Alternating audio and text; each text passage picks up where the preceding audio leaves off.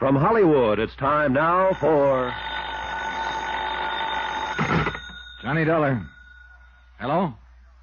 Hello? Hello, hello. Sorry to scare off your caller, Ben. You always answer other people's phones, Mr. Dollar? Yeah, when it's right at my elbow, and when I want to find out who's calling at this time of night. Did you find out? I think so. I know of only one person in the township who'd probably hang up when they heard my voice. And who you reckon that'd be, Mr. Dollar? Millie Wells, Jed. Who else? I think you'd better leave Millie out of this if you don't mind. I can understand your concern, Ben, but I'm afraid I can't go along with it. Your wife has been murdered. Gossip around town says you and Millie have been interested in each other. And Millie stood trial 4 years ago on a charge of murder. Add it up, Ben. Add it up.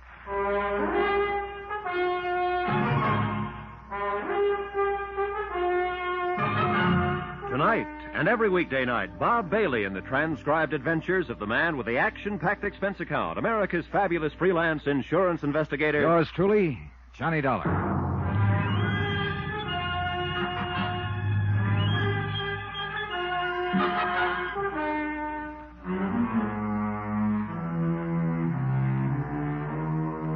From Special Investigator Johnny Dollar, location Shady Lane, Vermont, to the Home Office, Star Mutual Insurance Company, Hartford, Connecticut.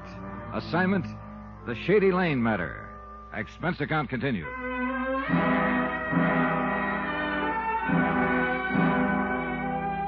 It was a messy case, hard to move around in. A small community, and everybody in it was a neighbor or friend of everybody else. Except, of course, the unknown person who'd murdered Ellen, Ben Bates' invalid wife. But the ties were close. Ellen, it turned out, was the niece of Constable Jed Bramler. And Sarah Preeney, next-door neighbor, had accused Ben of carrying on with waitress Millie Wells, who was a good friend of Constable Bramler. And Sarah Preeney's husband had helped Ben out of a jam by loaning him $7,500 on a worthless farm. Yeah, it was sticky and tight and uncomfortable. Touch one domino and you moved all of them. But the key to the game, I was still convinced, was Ben Bates himself. Yeah, you're wrong, Mr. Dollar. I've known Ben here for more years than I care to think about. Murder just ain't in his nature. Mr. Bramler, I think you're just too close to this case to keep a perspective on it. I know these people, and you don't. Well, that's exactly the point. Ben is your friend. He was married to your niece, so you just can't imagine him committing a murder. It ain't in his nature. Oh, I've never seen a killer yet without at least a few friends who were certain that murder wasn't in his nature. Now listen to me, both of you. It's not a question of my nature. It's a question of fact, and the fact is a plain and simple one. I didn't kill Ellen, Mr. Dollar. A lot of things say different, Ben. And there's nothing at all between me and Millie.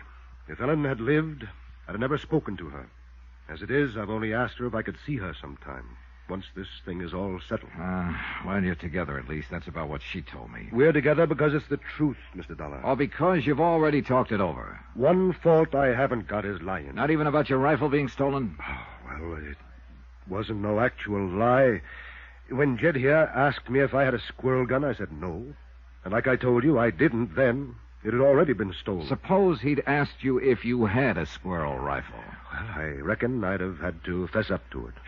Well, we'll never know, of course, for sure. But one thing is sure.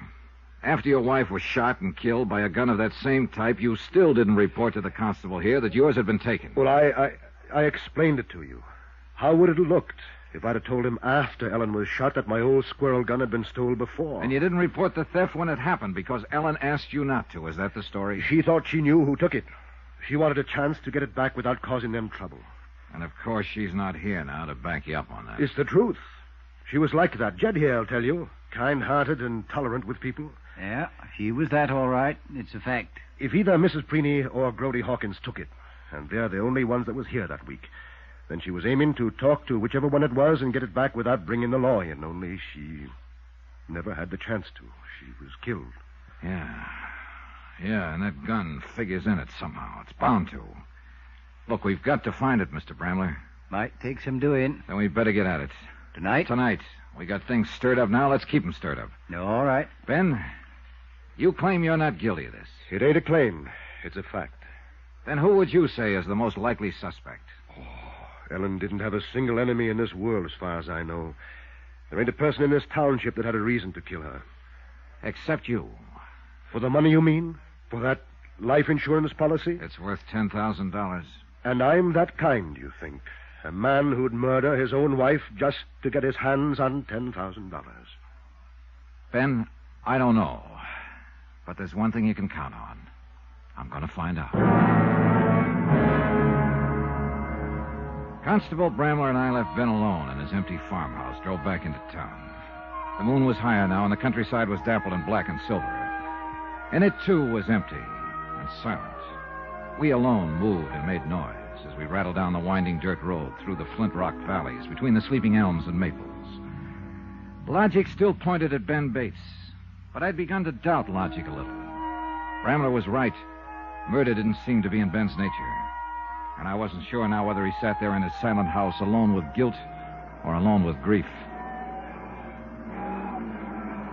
Brody lives back at the feed store there. What do you mean, back of it? Well, kind of a shack there on the back corner of the lot.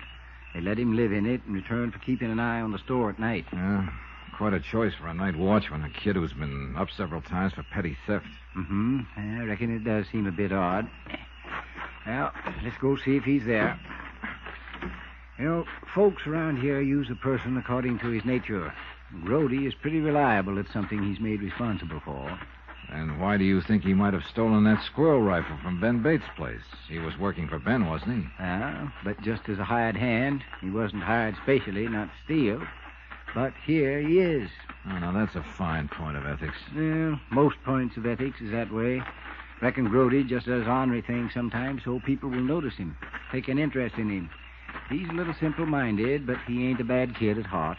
Is anybody bad in your book, Mr. Bramler? Whoever killed Ellen Bates is. Watch step now. It's pretty dark back here. Yeah. I hope nobody's dug a hole here someplace. Ain't likely. No, I think the door is here by the corner somewhere, if I recollect rightly. It's been a long time. Watch it. You all right? Yes. Bruised my shins all. Now, who in the Sam Hill put all these boxes in front of the door here? You stop right there now. Don't you move. He's got a rifle on us. All right, don't try nothing, Mr. Dollar. Like I told you, he's a dead shot. What you whispering about there? Never you mind, Brody. You just put that gun down. I'll put it up. Don't you move now. Let me get my flashlight. It's Jed, Brody. Constable Bramler. Mr. Dollar's with me. You stand still till I get a light on you. And then we'll see. Golly, tis. Yes, didn't you recognize my voice? Never can tell. People might try something funny. Try to break in. Something like that. Well, now that you know who we are, Grody, how about having a look at that gun you're holding on us? Well, I don't know. I guess if Constable Bramler says it's all right. It's all right, Grody. Let him look at the gun. All right, then. Here. Thanks. Mind holding the flashlight here? All right. Well, at least this isn't the one. It's a 22. What are you fellas up to, anyhow? Grody, what did you do with that squirrel rifle you took from over Ben Bates's mantle? Well, Brody? I don't know what you're talking about. You don't?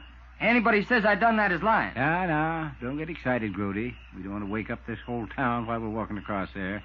Where are we going, Constable? Over to the city jail.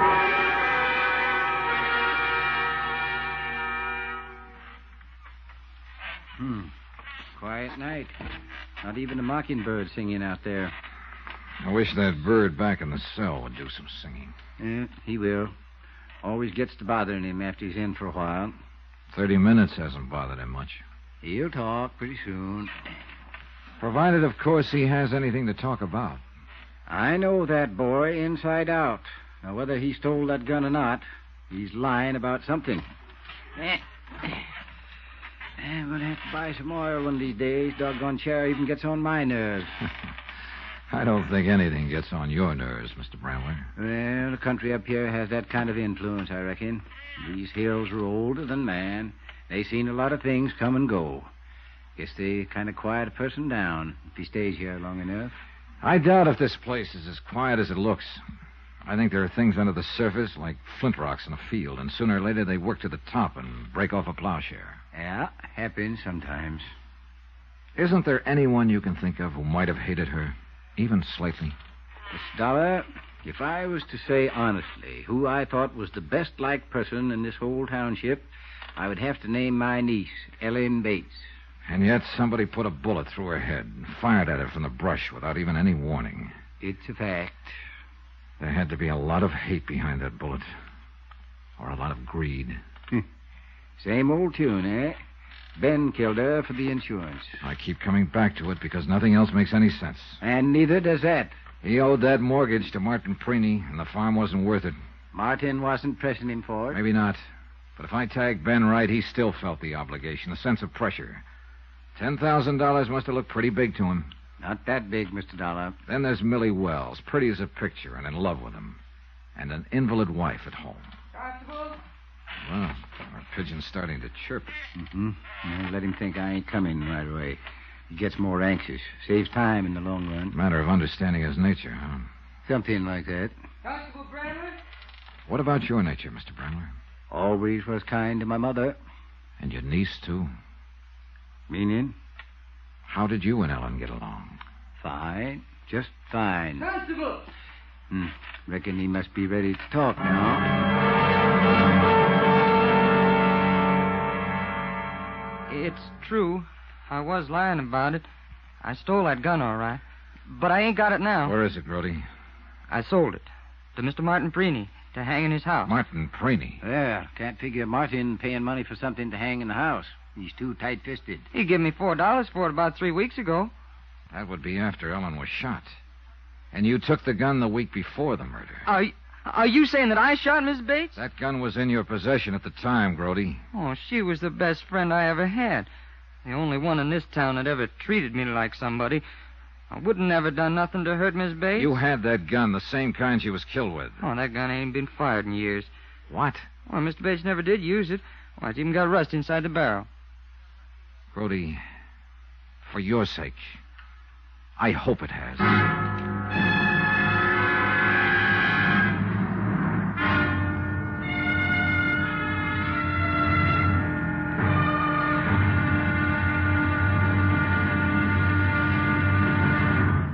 Now, here's our star to tell you about the final intriguing episode of this week's story. Tomorrow, one domino tips, the whole stack tumbles, and the last man falls with a crash. Join us, won't you? Yours truly, Johnny Dollar.